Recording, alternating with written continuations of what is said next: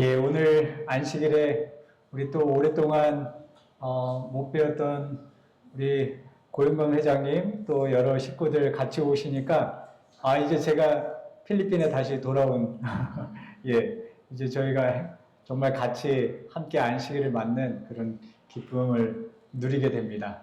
오늘 이 안식일 또 하나님의 은혜가 우리 마음 가운데 가득하게 되시기를 간절히 바랍니다. 누가복음 10장 25절로 28절에 있는 말씀입니다. 우리 같이 한번 읽어보겠습니다. 시작. 어떤 율법사가 일어나 예수를 시험하여 가로되 선생님, 내가 무엇을 하여야 영생을 얻으리이까?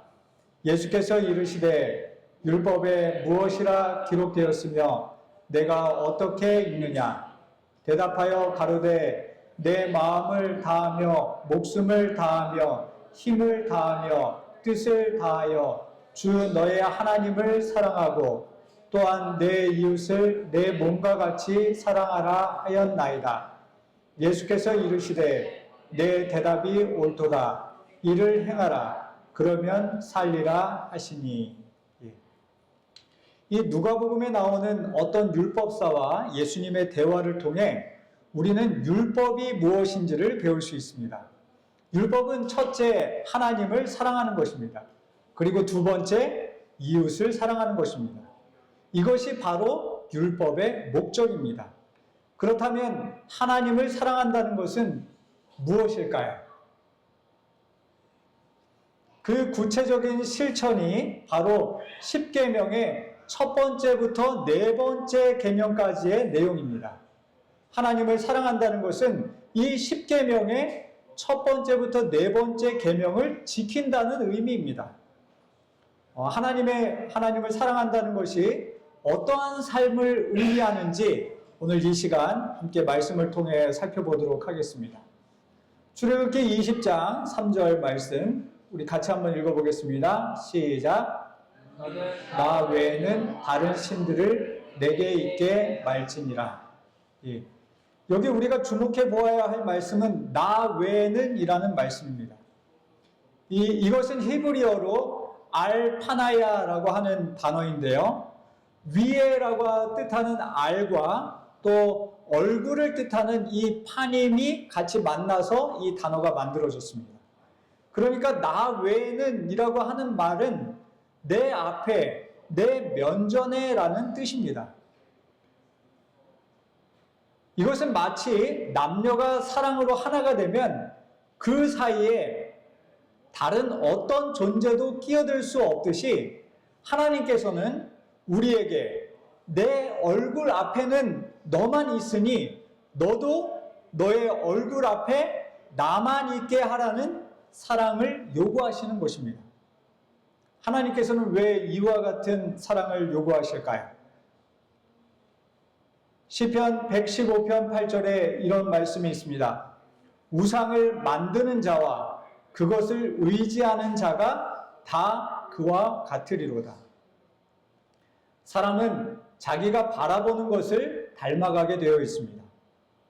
우상을 만들거나 그것을 의지하면 그 우상을 닮게 되는 것입니다.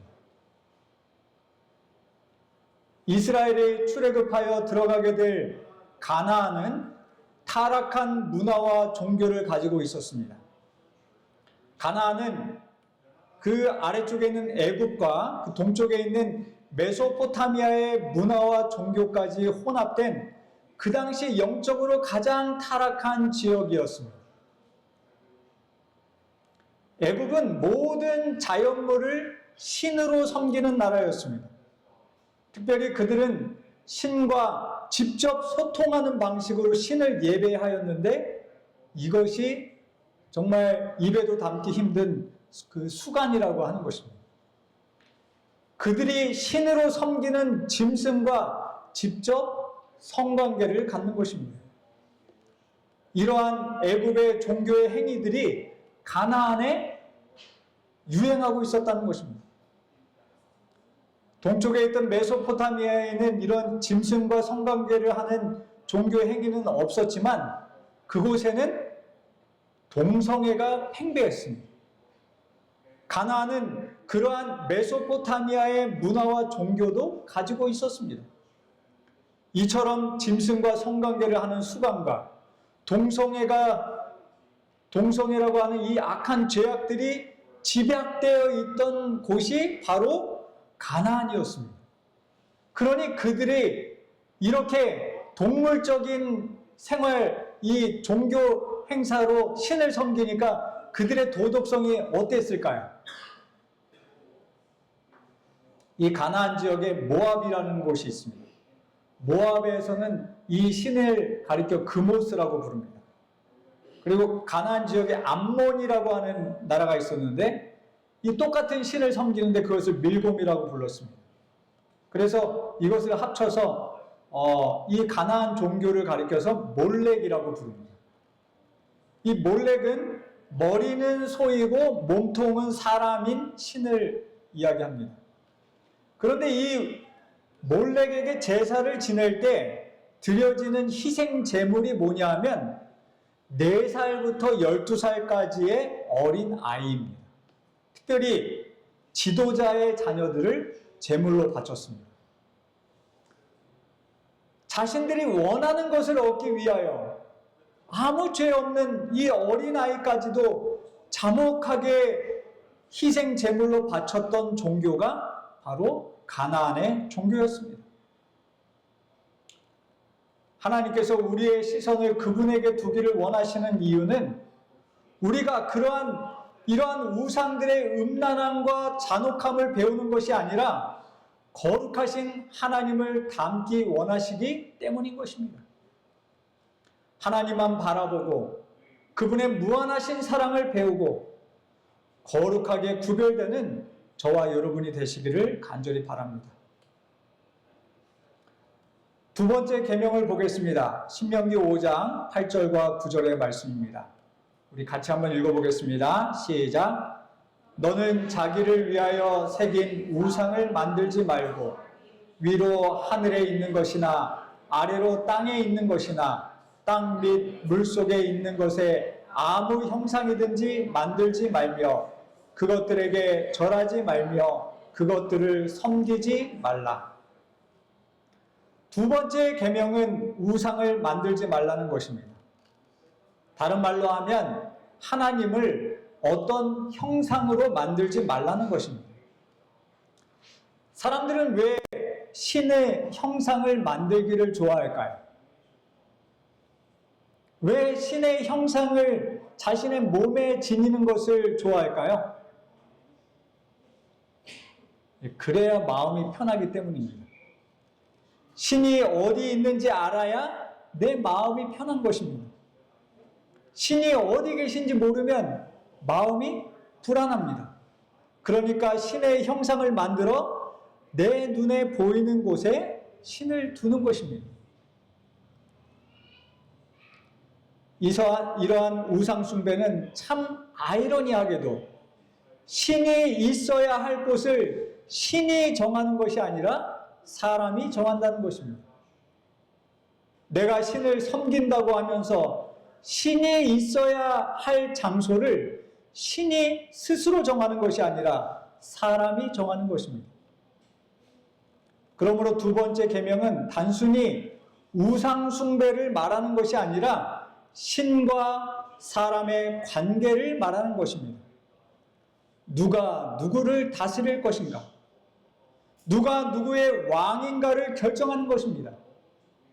우리가 마땅히 섬겨야 할 하나님을 형상으로 만드는 순간 우리는 하나님을 다스리게 되어 있는 것입니다.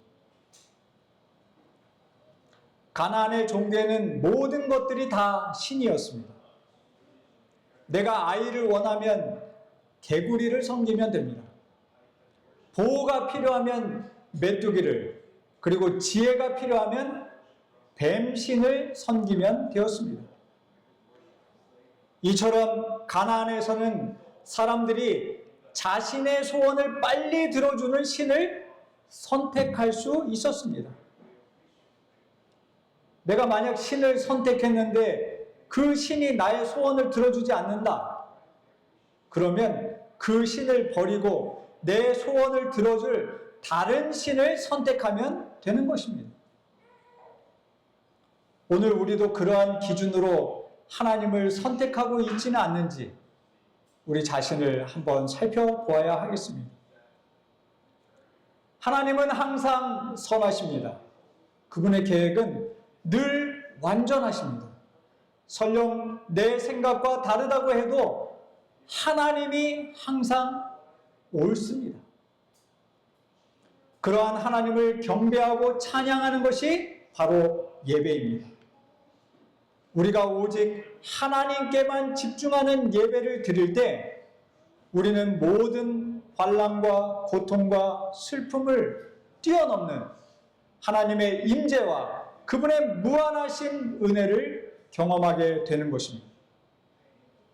하나님을 단지 내 소원을 들어주는 우상으로 만들지 마시고 무한한 사랑을 가지신 그분 스스로가 나에게 베풀어 주시는 그 은혜를 경험하게 되시기를 간절히 바랍니다.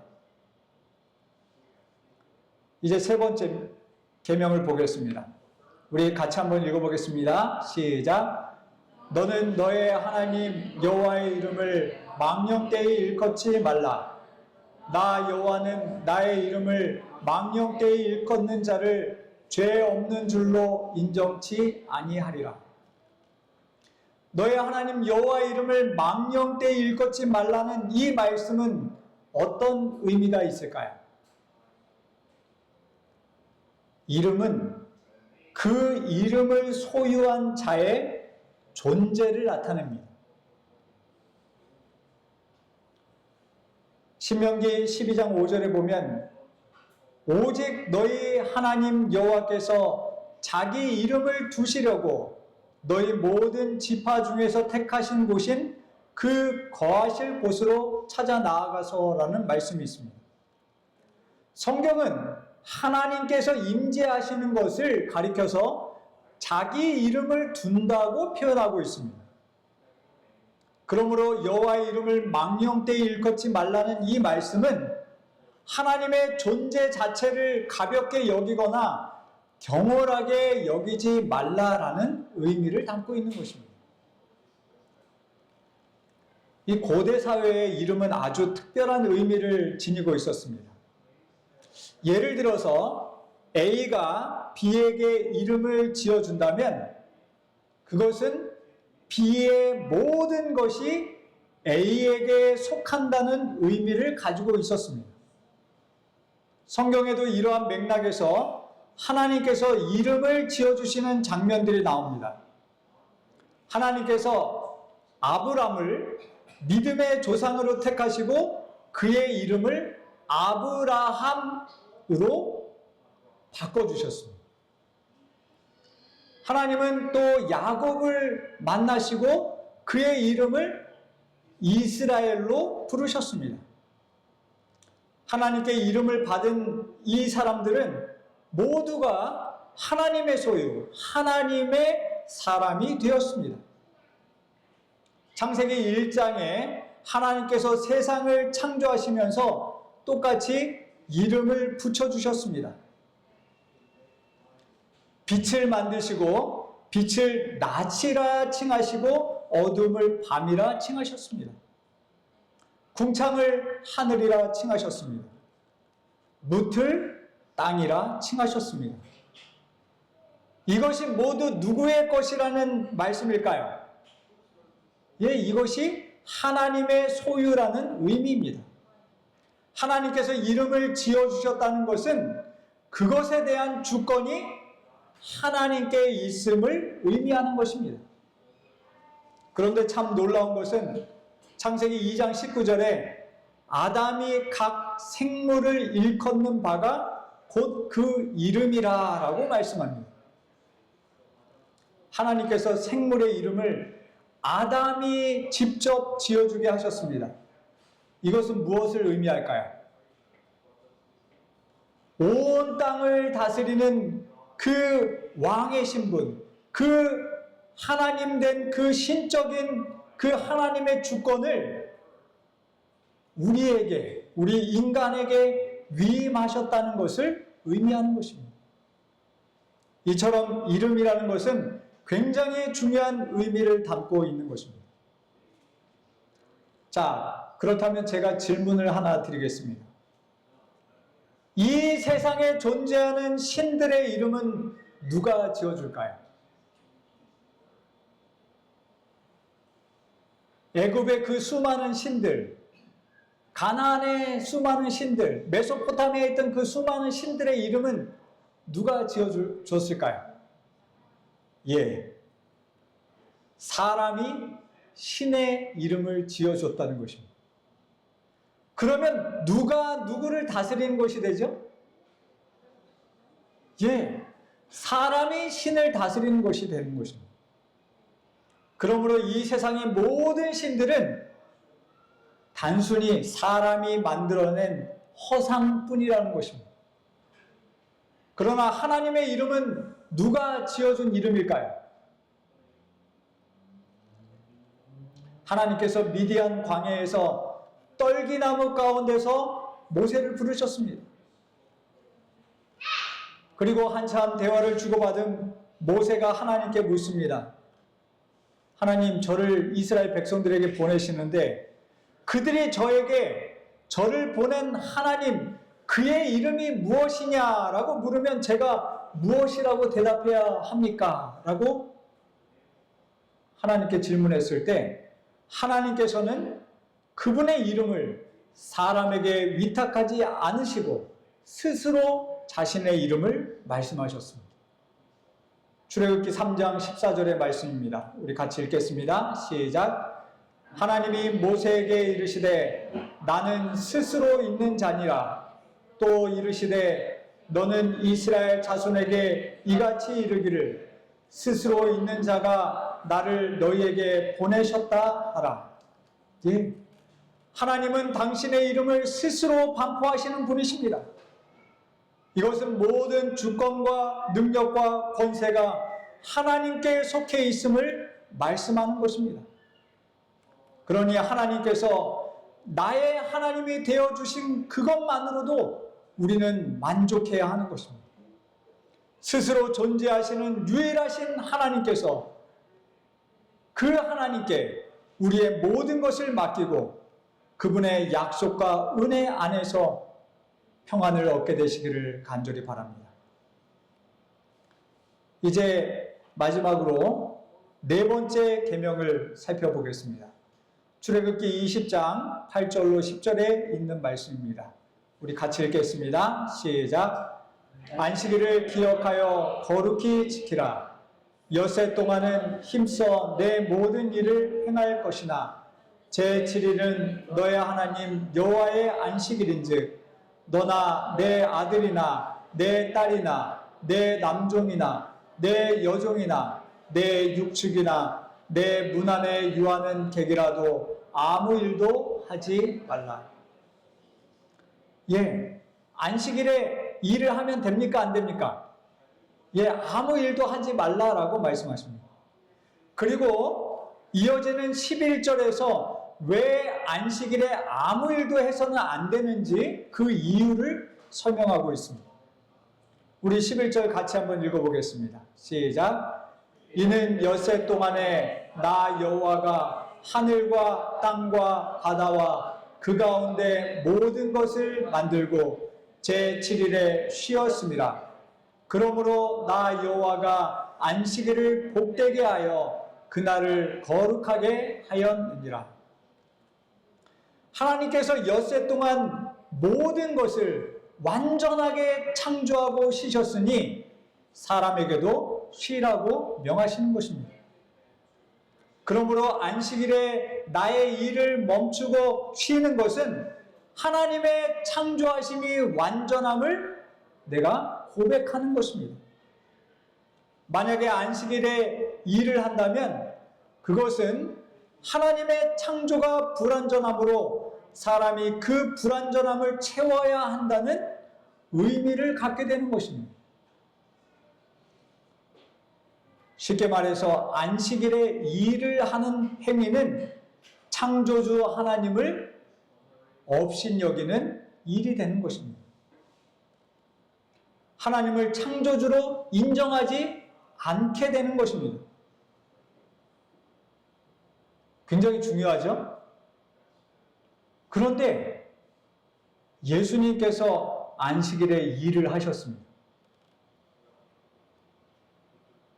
요한복음 5장 16절에 그러므로 안식일에 이러한 일을 행하신다 하여 유대인들이 예수를 핍박하게 된지라 그랬습니다.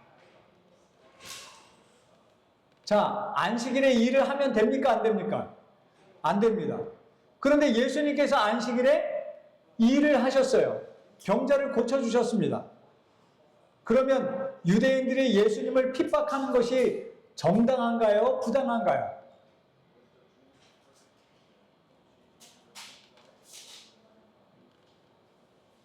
자, 출애굽기 20장의 10계명에 근거하여 보면 유대인들이 예수님을 핍박한 것은 정당한 것입니다.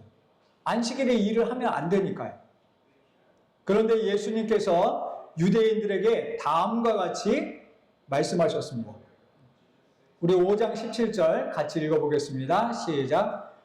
예수께서 저희에게 이르시되 내 아버지께서 이제까지 일하시니 나도 일한다 하시매. 아니, 하나님의 창조 사역은 완전한데 왜 예수님께서는 아버지께서 일하신다고 말씀하셨을까요? 이것을 이해하기 위해서는 똑같은 십계명을 신명기에 기록하고 있는데 그 신명기의 말씀을 우리가 이해할 때 이 이유를 알 수가 있습니다.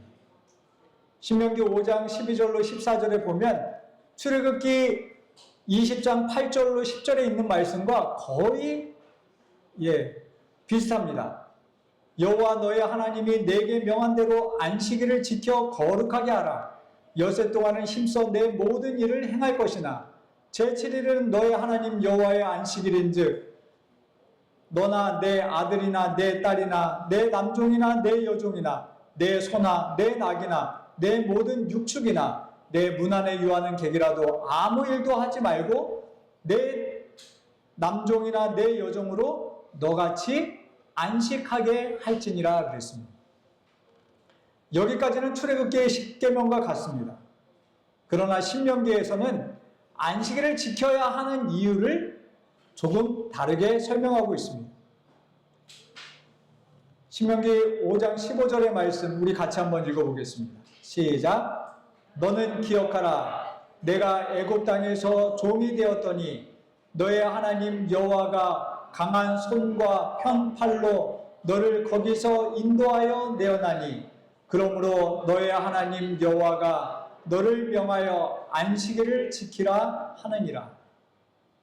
그렇습니다. 출애굽기의 10계명에서 안식일을 지키는 이유가 하나님의 창조하심을 기념하기 위한 것이었다면 신명기에서의 10계명에서의 이 안식일을 지키는 이유는 출애굽, 즉 구원을 기념하기 위한 것이었다는 것입니다.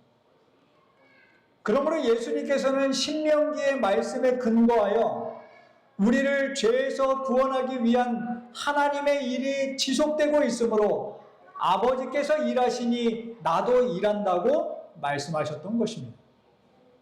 그렇다면 우리는 안식일을 어떻게 보내야 할까요? 우리의 개인적인 일들은 하나님께 온전히 맡기고 쉬어야 합니다. 그러나 사람들을 구원하시는 하나님의 일에는 함께 협력하며 안식일을 보내야 한다는 것입니다. 오늘 우리는 하나님을 사랑한다는 것이 무엇인지 10계명의 첫 번째부터 네 번째 계명을 살펴보면서 배우게 되었습니다. 첫 번째 계명, 하나님을 사랑한다는 것은 하나님과 나 사이에 다른 어떤 것도 신으로 두지 않는 삶을 의미하는 것입니다. 두 번째, 하나님을 사랑한다는 것은 내가 원하는 하나님을 만드는 것이 아니라 하나님 손에 내가 만들어져 가는 삶을 의미하는 것입니다. 세 번째, 하나님을 사랑한다는 것은 내가 그분의 소유임을 고백하고 그분을 위하여 살아가는 삶을 의미하는 것입니다. 그리고 네 번째, 하나님을 사랑한다는 것은 창조와 구원을 이루어 가시는 그 하나님의 일에 나도 동참하는, 그 하나님의 일에 협력하는 삶을 산다는 것을 의미하는 것입니다. 사랑하는 우리 카가얀 한인교회 성도 여러분, 우리가 정말 하나님을 사랑하는 사람들이 되기를 간절히 바랍니다. 정말 하나님께서 우리의 앞에 계신 것처럼 늘 하나님만을 바라보시고 하나님의 손에 의하여 거룩해짐을 경험하여 가시고 하나님의 소유된 백성으로 하나님의 일에 동참하는 저와 여러분이 되시기를 간절히 바라며 오늘 말씀을 마치겠습니다.